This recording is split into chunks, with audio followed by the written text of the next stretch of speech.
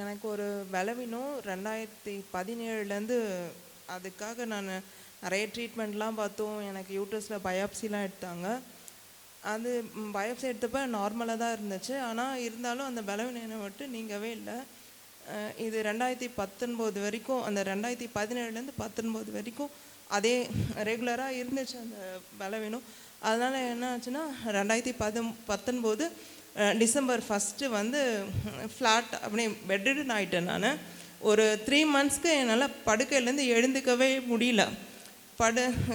படுக்கையிலே தான் எனக்கு எல்லாமே, குளியல் எல்லாமே கம்ப்ளீட்டாக என்னால் சுத்தமாக எழுந்துக்க முடியாத. எங்கள் கணவரும் எங்கள் அம்மாவும் மட்டும்தான் அப்போ பார்த்துருந்தாங்க.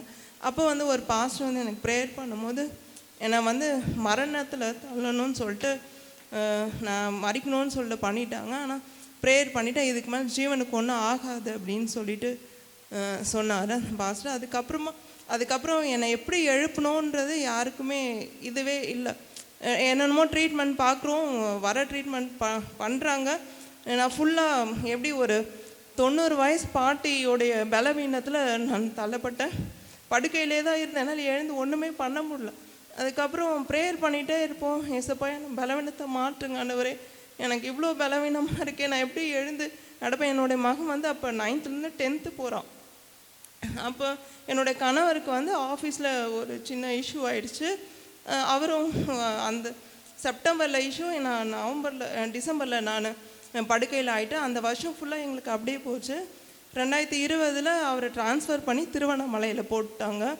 அந்த மார்ச்லேயே என்னை தூக்கிட்டு போயிட்டு டாக்டர்கிட்ட எல்லாம் பண்ணி கூப்பிட்டு போய்ட்டு அப்புறம் நான் 1 மந்தில் ட்ரீட்மெண்ட் எடுத்து நடக்க ஆரம்பிச்சிட்டோம். என்னுடைய பலவீனம் என்னால் அதுக்கு பூரணமாக எனக்கு விடுதலை ஆகலை.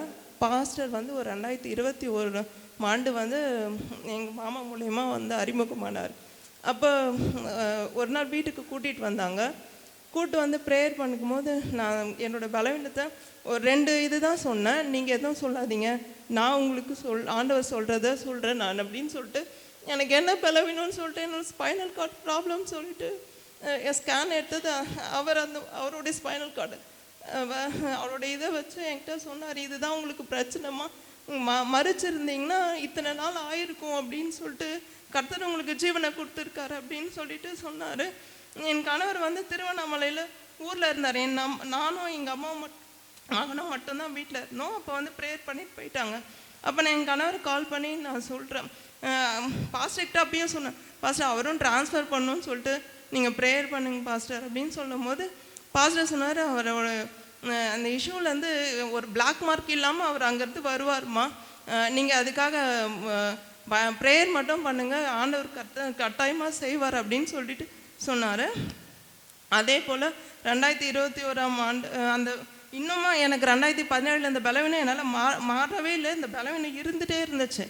அப்போ பாஸ்டர் சொன்னாங்க, இங்கே ப்ரேயர் நடக்கும், அந்த ப்ரேயரில் கோவிட் டைம் முடிஞ்ச உடனே ப்ரேயர் ஸ்டார்ட் பண்ணுவோம், அப்போ நீங்கள் வந்து கலந்துக்கோங்க அப்படின்னு சொல்லிட்டு சொன்னார். அதுக்கப்புறம் அந்த ப்ரேயரில் நான் வந்து கலந்துட்டு வர்ஷிப் முடிச்சுட்டு ப்ரேயர்லாம் முடிச்சுட்டு வீட்டுக்கு போனேன். அன்னைக்கு மாறிச்சு. அந்த 2017 நான் அவ்வளோ அவஸ்தைப்பட்டுன்ட்டு நான் படுக்கையில் இருந்து அந்த எலும்பு உருக்கிச்சுன்னு சொன்னார் டாக்டர் எனக்கு.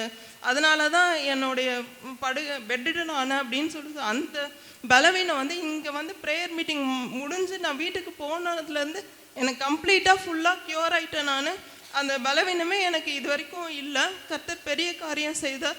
அது மாதிரி கணவருக்கும் சொன்ன மாதிரி அந்த பிளாக் மார்க் இல்லாமல் வருவேன் அப்படின்னு சொல்லிட்டு சொன்னாங்க.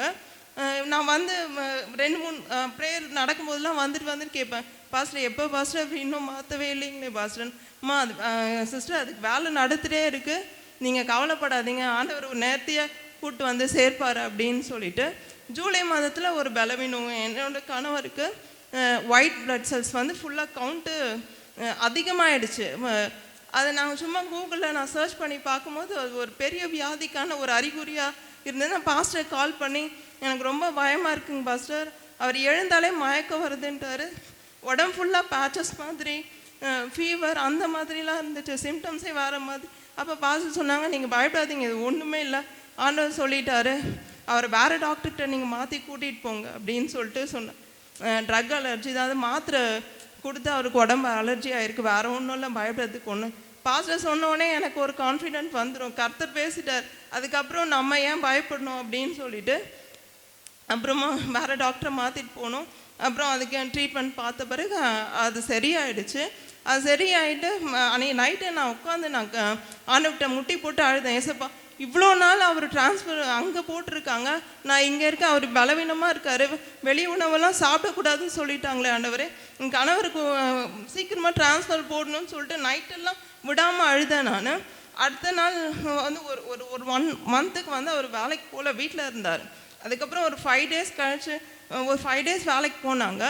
அந்த அந்த 5ஆவது நாள் வந்து ஒரு ஆர்டர் வந்துச்சு, இவர் மேலே அந்த பிளாக் மார்க்கே இல்லை அப்படின்னு பாஸ்டர் சொன்னது போலவே அப்படி அந்த கவர்மெண்ட் ஆர்டர் போட்டு கொடுத்தாங்க. இவருக்கு ஒன்றும் கிடையாது, இவர் மேலே எந்த ஒரு பிரச்சனையும் இல்லை அப்படின்னு சொல்லி உடனடியாக ட்ரான்ஸ்ஃபர் போடுங்க அப்படின்னு சொல்லிட்டு ஒரு ஆர்டர் வந்தது. கர்த்தர் பெரிய காரியம் செய்தார். எங்கள் மூலயமா பாஸ்டர் கிட்ட சொல்கிற ஒரு வார்த்தை எங்கள் வாழ்க்கையில் நடக்குது. அதற்காக கர்த்தர் கொடுத்த பாஸ்டருக்காக தேவனுடைய நாமத்துக்கு மகிமை செலுத்தினேன். அது மட்டும் இல்லாமல் என்னுடைய மகனுடைய படிப்பு காரியங்கள், பாஸ்டர் ஜஸ்ட் என்னுடைய மகன் இப்போ கல்லூரி படிக்கிறான், ஃபஸ்ட் இயர்.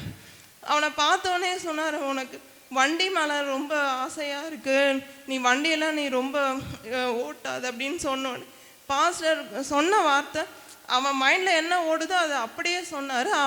அதுலேருந்து பாஸ்டர் என்ன சொல்கிறாரோ அதெல்லாம் ரொம்ப கூர்ந்து கவனிப்பான். அவன் படிப்பின் காரியத்தில் கூட 11th படிக்கும் போது அவன் வந்து நீ பாஸ் பண்ணால் போதும் அப்படின்னு சொல்லிட்டு என் கணவர் சொன்னார். ஏன்னா அவன் ரொம்ப இன்ட்ரெஸ்ட் கொடுத்து நல்லா படிக்கிற பையன், இன்ட்ரெஸ்ட் எடுத்து படிக்க மாட்டான். அப்போ 11th படிக்கும்போது வெறும் 375 தான் எடுத்தான், 600. அப்போ பாஸ்டர்கிட்ட சொன்னேன், ஃபஸ்ட் இவ்வளோ குறைவாக மார்க் எடுத்திருக்கான் பாஸ்டர் அப்படின்னு. நீங்கள் கேட்டதை தானே அவன் எடுத்திருக்கான், நீங்கள் அவன்கிட்ட நிறைய எடுன்னு சொல்லவே இல்லையே அப்படின்னு சொல்லிட்டு சொன்னார். அப்போ 12th படிக்கும்போது டெய்லியும் ப்ரேயர் பண்ணுவோம் பாஸ்டர்கிட்ட.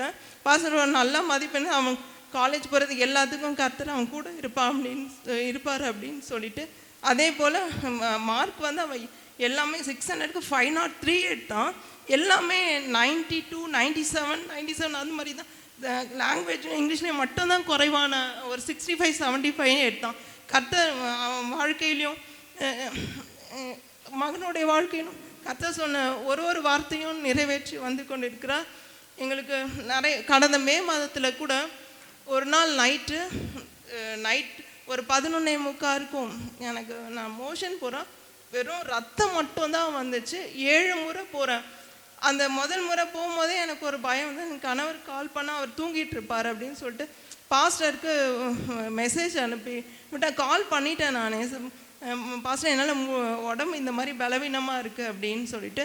அப்போ இது ஒன்றும் கிடையாது சிஸ்டர், இது ப்ரேயர் பண்ணுற சரியாயிடும், சூடாக தான் இருக்கும் அப்படின்னு சொல்லி நான் அன்றைக்கி விடிய காலையில் வரைக்குமே எனக்கு 7 முறைக்கும் வெறும் ரத்தம் மட்டும் தான் வந்துச்சு. என்னுடைய பலவீனம் அப்படி, ஏசப்பா நான் என்ன செய்வேன் ஆண்டவரே, மகனும் நான் என் கணவர் அங்கே இருக்காரு, பையனை வச்சு நான் இங்கே இருக்கேனே, எனக்கு சுகத்தை கொடுங்க ஏசப்பா அப்படின்னு சொல்லிட்டு நைட்லாம் ப்ரேயர் பண்ண. அப்புறம் அடுத்த நாள் காலையில் வாசிச்சு ஒன்றும் இல்லை, இது ஒரு விதமான கட்டு தான், இதை சரி பண்ணிடலாம் அப்படின்னு சொல்லிட்டு ப்ரேயர் பண்ண. இது வரைக்கும் அதுக்காக நான் ஹாஸ்பிட்டலுக்கும் போகல, ஒன்றும் போகல. கர்த்தன் பெரிய சுகத்தை கொடுத்து இம்மட்டுமாய் வழி நடத்தியிருக்கார். கடந்த ஆண்டு முழுவதும் கண்மணி போல காத்த என் தேவனுக்கு கோடாகோடி நன்றி செலுத்து.